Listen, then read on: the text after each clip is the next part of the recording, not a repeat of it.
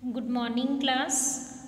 In earlier class, I already deal about the definition and types of acoustic neuroma. Acoustic neuroma, it is a localized and non-cancerous. That means it is a benign tumor which is present inside the inner ear, and the most causative factor is neurofibromatosis type 1 and type 2, which cause unilateral and bilateral type of acoustic neuroma. And today we will discuss the management portion of acoustic neuroma. Surgical management. In the surgical management, there are three options of surgical management. First option, that is keyhole brain surgery, or it is called retrosigmoid craniotomy, and another one is that is translabyrinthine craniotomy or middle fossa approach. So there are option for the surgical management. Now I will deal it one by one. First one is keyhole craniotomy. It is also called retrosigmoid craniotomy.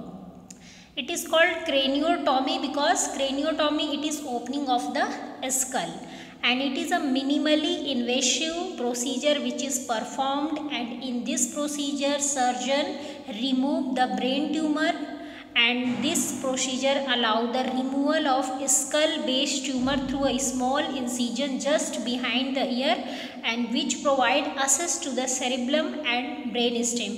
सो इस surgery में क्या है, जो हम brain tumours को remove करते हैं, तो इसमें सबसे पहले स्कल की ओपनिंग की जाती है by a small incision just behind the year के जो पीछे एक स्मॉल इंसिजन किया जाता है, जिससे surgeon easily cerebellum and brain stem को असेस कर सकते हैं, और फिर जो ब्रेन ट्यूमर होते हैं उनको रिमूव कर दिया जाता है. That suppress the vestibulocochlear nerves and damage the hearing and damage the nerve which is responsible for the hearing and balance. Then second, middle fossa approach. In this a craniotomy which is made just above the ear in the temporal bone, and bone overlying the internal auditory canal is removed to expose and remove the tumor. इसमें हम क्या करते हैं, ये जो incision है वो year के above, just above the year, यानी कि ईयर के ऊपर किया जाता है, एंड इसमें जो इंटरनल ऑडिटरी कैनाल है और उसके साथ ही साथ जो बोन्स उसके साथ जो ओवरलाइंग हैं, ओवरलैप्स हैं, उनको हम रिमूव करते हैं. किस चीज़ के लिए? To remove and expose the tumour को एक्सपोज करने के लिए और रिमूव करने के लिए. And this is used only for the small tumour and the preservation of hearing is optimal. इसमें क्या है, इसमें हम ये स्मॉल ट्यूमर को रिमूव करने के लिए हम परफॉर्म करते हैं. Next one is translabyrinthine craniotomy. इन द translabyrinthine craniotomy, it involves making incision in the scalp behind the ear. इसमें भी सेम एज अ, यहाँ पे जो हमने देखा था की होल क्रेनियोटॉमी के जैसे ही सेम इसमें भी हम इंसिजन करते हैं behind the ear, and then in this procedure surgeon remove the mastoid bone and some the inner ear bone part, especially which contain the semicircular canal, and then the surgeon find and remove the tumor or as much of tumor as possible without the risk of severe damage to the brain. तो इसमें भी क्या है, सबसे पहले जो surgeon है वो ईयर के पीछे इंसिजन करते हैं. इंसिजन करने के बाद मस्टॉइड बोन और इनर ईयर के जो बोन्स है, यानी कि जो ईयर ऑसिकल्स हैं, उसके कुछ पार्ट को रिमूव करते हैं, स्पेशली सेमी सर्कुलर कैनाल्स को, जिसमें कि बैलेंस के लिए रिसेप्टर्स होते हैं. देन सर्जन ट्यूमर्स को फाइंड आउट करते हैं एंड रिमूव करते हैं. जहाँ तक पॉसिबल हो सके वो ट्यूमर को रिमूव करने की कोशिश करते हैं, जिससे कि और साथ ही साथ इस चीज़ का ध्यान रखा जाता है कि जो ब्रेन है उसको कम से कम डैमेज हो. Next one is another supportive therapy with along with the surgical management, that is stereotactics radiosurgery. It is also called gamma knife radiosurgery and it uses a tiny gamma rays. इसमें हम gamma rays का use करते हैं and it is delivered to a precisely targeted dose of radiation. और इसके लिए एक particular patient के जो ट्यूमर का साइज़ है उसके अकॉर्डिंग डिसाइड किया जाता है कि जो गामा रेडिएशन है उसका कितना डोज पेशेंट को दिया जाएगा। And it's deliver on a tumour without damaging surrounding tissue और मेकिंग एन इंसिजन। इसमें हम किसी भी तरह का इंसिजन परफॉर्म नहीं करते हैं, ना ही इसमें जो ट्यूमर है उसके आसपास के सेल्स डैमेज होते हैं। इसमें ओनली हम ट्यूमर को डिस्ट्रॉय करते हैं with the help of delivering gamma rays on that particular tumour. And next one is this is the image of gamma knife surgery. यहाँ पे आप देख सकते हैं जो रेस है, जो गामा रेस है, जो येलो कलर में आपको दिखाई दे रही है, ये किसके ऊपर, ट्यूमर के ऊपर पड़ रही है। और ट्यूमर यहाँ दिस इज कॉल्ड टारगेट, है ना, जो ये टारगेट है यही ट्यूमर है। इसको क्या किया जा रहा है, टारगेट करके रिमूव किया जा रहा है। आसपास के जो सेल्स हैं उनको डिस्ट्रॉय इसके थ्रू जो ट्यूमर जो डिस्ट्रॉय हो रहा है, नॉर्मल सेल्स डिस्ट्रॉय नहीं होते हैं। Next one is stereotactic radiotherapy.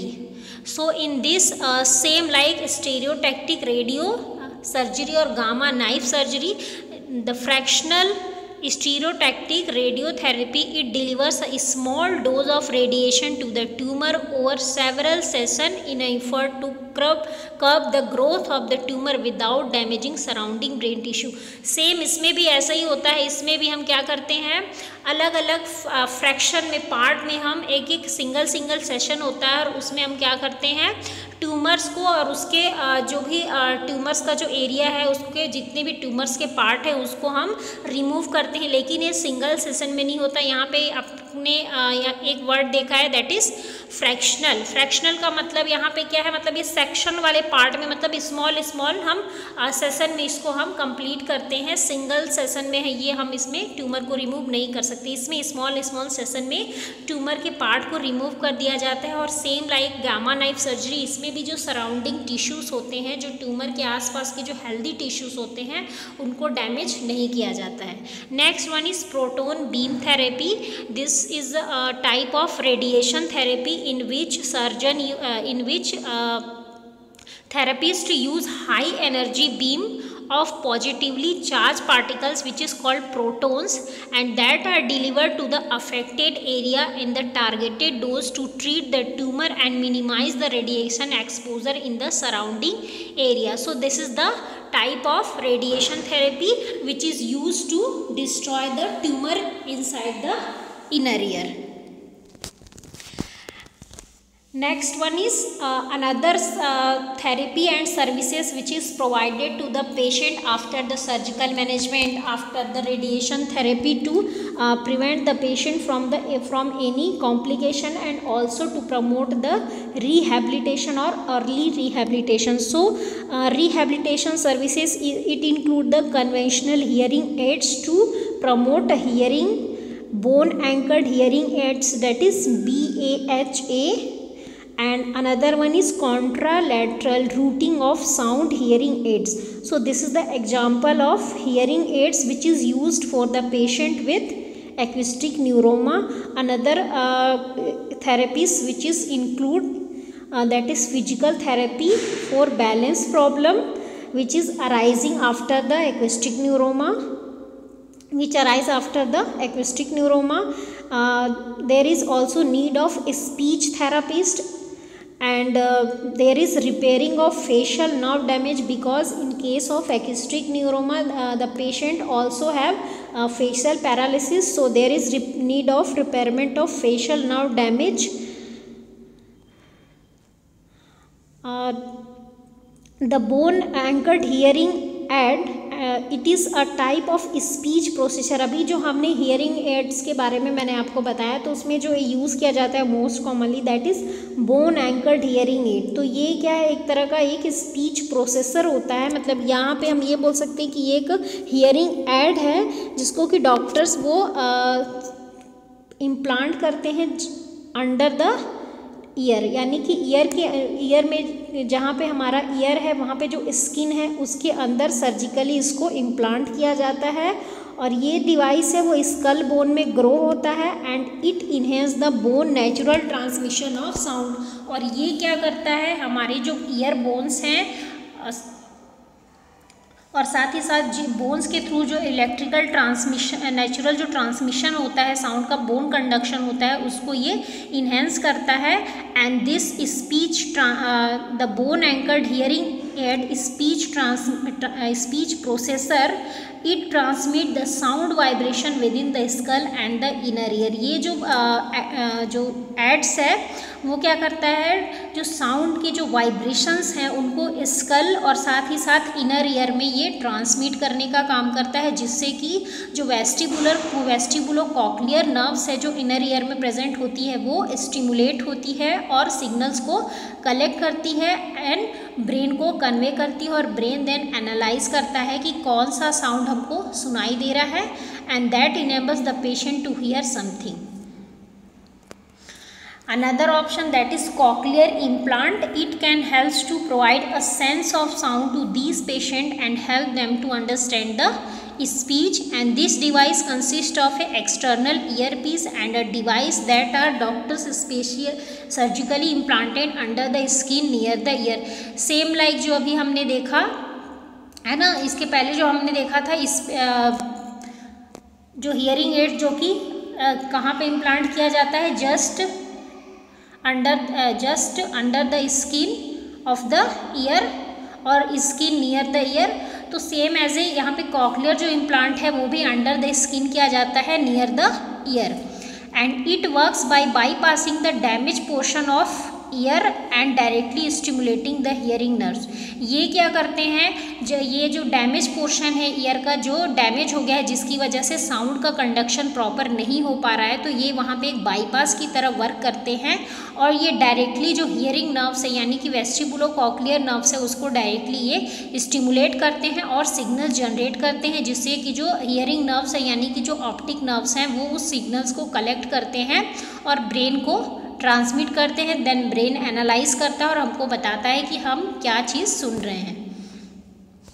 Next is nursing management. So firstly we will take the proper history of the patient regarding any genetic history, family history, any case with neurofibromatosis, and then also ask the patient about the onset and characteristic of vertigo, any tingling or any ringing sensation which is feel inside the ear, or hearing impairment, whether it is conductive or type of sensory neural hearing loss, and then assess the degree of hearing impairment. हमको degree भी assess करनी है कि patient का hearing loss कितना हुआ है।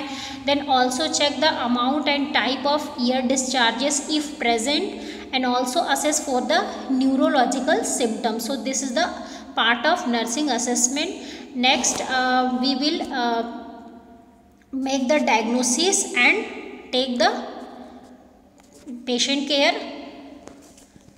So first nursing diagnosis, that is risk for injury related to vertigo, and for this diagnosis firstly we avoid the sudden movements for the patient, teach the patient to move and turn very slowly, keep the side rails up, patient को हमेशा side rest को up रखना है to prevent from any fall और injury.